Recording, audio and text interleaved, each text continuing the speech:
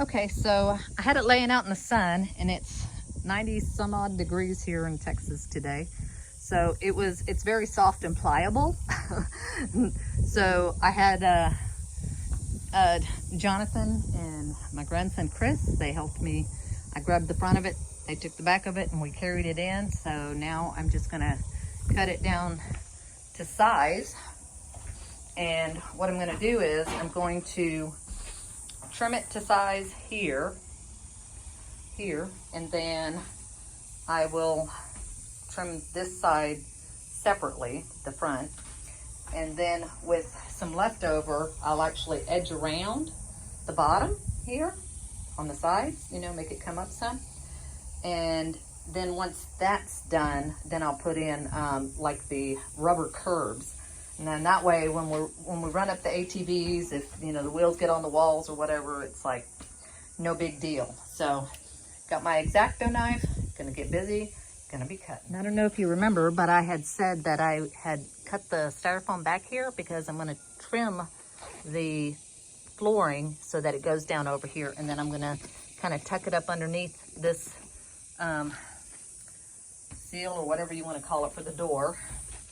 So the first thing I need to do is trim down this side over here.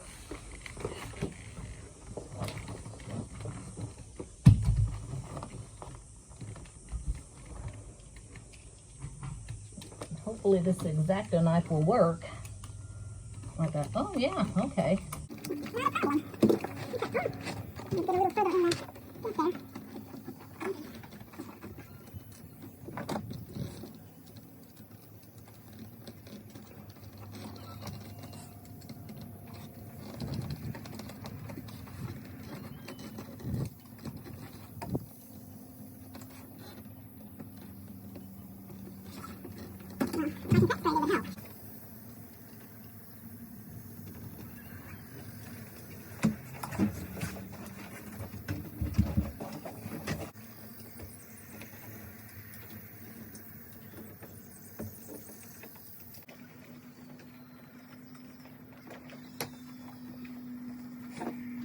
So I've got it all trimmed. Whoops, I guess I should show the floor.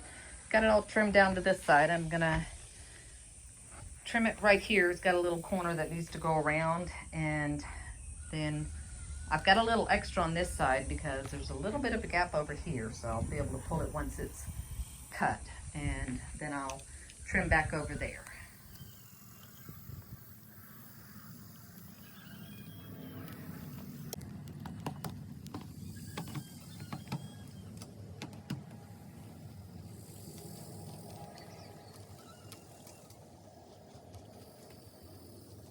Okay, so I've got it trimmed on the sides here and cut back here. So there's the piece that's gonna go, and I need to get it down there and finish trimming.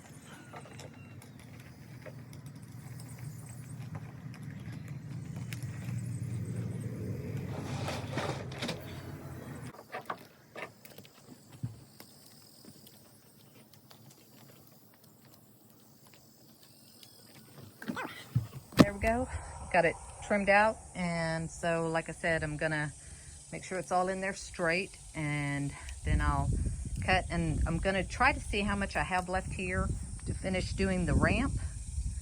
And once I finish with that, then we'll go to the sides, but I still got to do the front piece up there too. And I did the same thing right here. I cut longer so it would make a lip over the edge, and then I'll glue that down there. Well, I'm going to use not a glue, I'm actually going to use it's like a tape that's made, a double-sided tape that's made for these, so we'll try that.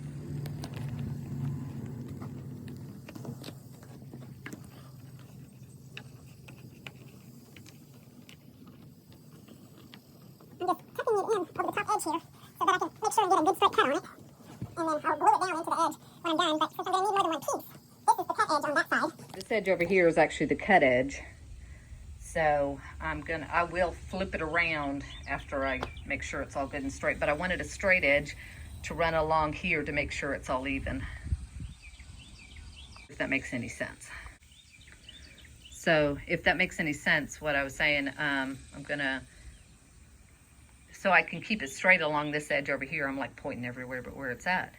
And that way I can trim it around, and I'll do the same thing. I'll tuck it in the bottom there, and then when I get it all measured out, then I will flip it. So, and make so the two straight edges will come together. So it'll make a cleaner seam, basically, if that makes sense.